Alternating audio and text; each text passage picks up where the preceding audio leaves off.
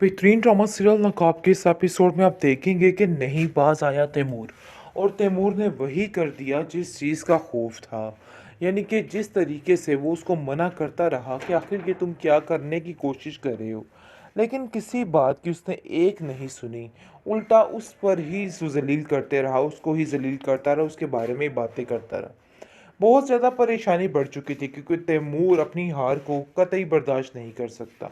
इसलिए उसने फैसला कर लिया, ठान लिया कि वो बिलाल को ख़त्म करेगा तो उसके सारे मसले जो हैं वो हल हो जाएंगे। लेकिन वो ये नहीं जानता है कि इन सब चीज़ों का हल यानी कि बिलाल नहीं है, और उसको ऐसा लग रहा था कि बिलाल को ख़त्म करना ही हर चीज़ का काम है। लेकिन आप देखेंगे कि ईमान कभी भी इस रिश्ते के लिए राज़ी नहीं होगी। बहुत जल्द सारा कुछ सामने आ जाएगा और हर चीज़ ख़त्म हो जाएगी। लेकिन बिलाल ये बात, तैमूर ये बात नहीं समझ रहा, और उसको ऐसा लग रहा है कि ऐसा करने से उसकी सारी मुश्किलें आसान हो जाएगी। लेकिन आप देखेंगे कि आहत जो है वो भरपूर साथ देगा बिलाल का, और कहेगा कि तुम्हें परेशान होने की कोई ज़रूरत नहीं है। जो चीज़ तुम्हारी थी तुम्हारी ही रहेगी। इन लोगों के कहने से या करने से कोई फ़र्क नहीं पड़ता है। आगे से आप देखेंगे कि मान कहती है कि तुम मेरी मर्ज़ी तो जानो कि आखिर मेरी मर्ज़ी है क्या। अगर उसको कुछ हो भी जाता तो कभी भी तुम्हारे साथ ये हिसाब का किताब ना चलता। दूसरी तरफ आप देखेंगे कि तैमूर की माँ काफ़ी रोना पिट्टी डाली हुई है, और कहती है कि क्या हो गया है तुम्हें, क्यों अपनी तबाही की तरफ अपनी ज़िंदगी को खुद ही लेके जाते जा रहे हो, आखिर तुम चाहते क्या हो। जिसको सुनकर वो कहता है जो मैं चाहता हूँ, करना चाहता हूँ मैंने कर लिया है, अब मुझे कोई भी किसी बात से रोक नहीं सकता। ये बात तो बिल्कुल तय है। जिसको सुनकर वो कहती है कि नहीं, मैं तुम्हें हरगिज़ ऐसा नहीं करने दूंगी। ये सरासर तुम्हारी गलतफहमी है, इसके अलावा और कुछ भी नहीं है, और ऐसा कभी नहीं हो सकता है। मैं कभी भी तुम्हारा आ साथ जाओ ऐसा नहीं। भाई। सारी तमाशबीनी इस औरत की है, यानी कि इसकी माँ की है। आज तक कोई अच्छी मत इस बच्चे को दी नहीं है, जिसकी वजह से बच्चा बिगड़ बिगड़ के सबसे ज्यादा क्या बोलें क्या बन चुका है। एक नंबर का फ्रॉडिया बंदा बन चुका है। दूसरी तरफ जारा कहती है कि आखिर इस किस्म के इंसान के साथ कैसे मैं अपनी जिंदगी गुजार सकती हूँ। आज मैंने फैसला कर लिया है कि या ये रहेगा या मैं रहूंगी।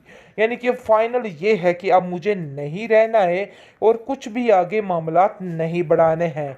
तैमूर को अब छोड़ने में एक पल नहीं लगाना है। लेकिन तैमूर ने भी अपनी दरिंदगी का मुजाहरा कर दिया है, और जो घटियापन का काम इसने किया है अब वो खुद ही इन सब चीज़ों का जिम्मेदार होगा। जैसा कि आपने देखा वो ईमान से कहता है कि अभी अभी बिलाल को कॉल मिला और उसको कहो कि तुम्हें छोड़ दे।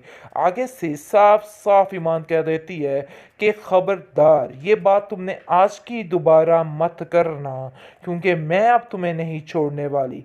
तुम क्या समझ रहे हो कि ये सब कुछ करके हर चीज तुम्हारे अंडर होगी। अरे भाई ये तो पागल हो चुका है, इसको तो कुछ समझ नहीं आ रही कि ये क्या कर रहा है।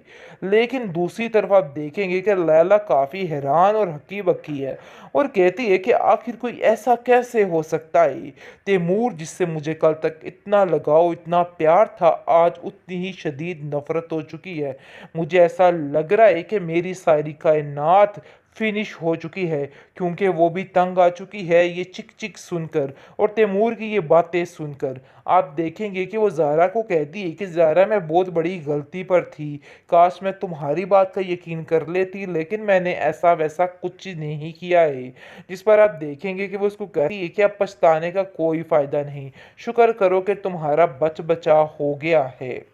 आखिरकार वही हुआ जिसका डर था। तैमूर ने अपनी आई पर आके सब कुछ तबाह कर दिया, बल्कि अपने पैरों पे खुद ही कुल्हाड़ी मार दी। किस तरीके से ईमान बेचारी को जलील रुस्वा करके साथ ले गया। हालांकि वह ये नहीं जानता है कि जिल्लत उसको खुद उठानी पड़ेगी। अपनी तरफ से बहुत बड़ा मार्का मार दिया है, लेकिन जनाब इस कदर घटियापन का मुजाहिरा किया है इस इंसान ने कि क्या बताएं।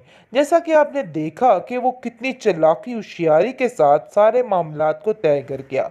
हालांकि आहत ने बहुत उसकी जांच पड़ताल करने की कोशिश की और ईमान का ख्याल रखना चाहा, लेकिन ऐसा कुछ भी नहीं हुआ है। आप देखेंगे कि वो सबकी आंखों में चूरन चटनी देके ऐसे निकल गया है कि किसी को कुछ खबर भी नहीं हुई है। बहुत परेशानी हो चुकी है इधर बिलाल को। बेचारा खून के आंसू रो रहा है और कह रहा है कि हाय मेरी ईमान तू किधर चली गई। बहुत परेशान है बेचारा ईमान के लिए। लेकिन जी आप देखेंगे कि उसने भी एक कर दी दिन रात, और दिन रात एक करके ऐसा तमाशा खड़ा किया है कि सब देखते रह जाएंगे। वो उसके माँ बाप को साफ साफ कहता है कि अगर कुछ भी हुआ ईमान को तो यकीन मानो ईमान से मैं आप लोगों को भी नहीं छोड़ूंगा। जिस पर बार बार तैमूर की माँ तैमूर को कॉल करती है और कहती है कि बेटा बच जाओ तुम बिलाल से। बिलाल तुम्हारा ऐसा हशर नशर करने वाला है ना कि तुम सोच भी नहीं सकते हो। जिस पर तैमूर कहता है कि मुझे वो तो ढूंढ भी नहीं सकता, मैं ऐसी जगह जाके छुप गया हूं कि कोई भी मुझे तलाश नहीं कर सकता। तो बिलाल क्या चीज़ है। आगे से आप देखेंगे कि उसकी माँ कहती है कि खुदारा वापिस आ जाओ। भाई सारी तमाशबीनी इस औरत की है, यानी कि इसकी माँ की है। आज तक कोई अच्छी मत इस बच्चे को दी नहीं है, जिसकी वजह से बच्चा बिगड़ बिगड़ के सबसे ज़्यादा क्या बोलें क्या बन चुका है। एक नंबर का फ्रॉडिया बंदा बन चुका है। दूसरी तरफ ज़ारा कहती है कि आखिर इस किस्म के इंसान के साथ कैसे मैं अपनी ज़िंदगी गुजार सकती हूँ। आज मैंने फैसला कर लिया है कि या ये रहेगा या मैं रहूँगी। यानी कि फाइनल ये है कि अब मुझे नहीं रहना है और कुछ भी आगे मामलात नहीं बढ़ाने हैं। तैमूर को अब छोड़ने में एक पल नहीं लगाना है। लेकिन तैमूर ने भी अपनी दरिंदगी का मुजाहरा कर दिया है, और जो घटियापन का काम इसने किया है अब वो खुद ही इन सब चीज़ों का जिम्मेदार होगा। जैसा कि आपने देखा वो ईमान से कहता है कि अभी अभी बिलाल को कॉल मिला और उसको कहो कि तुम्हें छोड़ दे। आगे से साफ साफ ईमान कह देती है कि खबरदार ये बात तुमने आज की दोबारा मत करना, क्योंकि मैं अब तुम्हें नहीं छोड़ने वाली। तुम क्या समझ रहे हो कि ये सब कुछ करके हर चीज़ तुम्हारे अंडर होगी। अरे भाई ये तो पागल हो चुका है, इसको तो कुछ समझ नहीं आ रही कि ये क्या कर रहा है। लेकिन दूसरी तरफ आप देखेंगे कि लैला काफ़ी हैरान और हकी बकी है और कहती है कि आखिर कोई ऐसा कैसे हो सकता है। तैमूर जिससे मुझे कल तक इतना लगाव इतना प्यार था, आज उतनी ही शदीद नफरत हो चुकी है।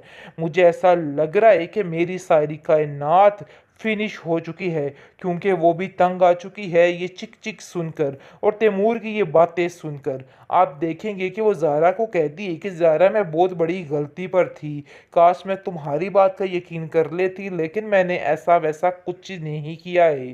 जिस पर आप देखेंगे कि वो उसको कहती है कि अब पछताने का कोई फ़ायदा नहीं, शुक्र करो कि तुम्हारा बच बचा हो गया है।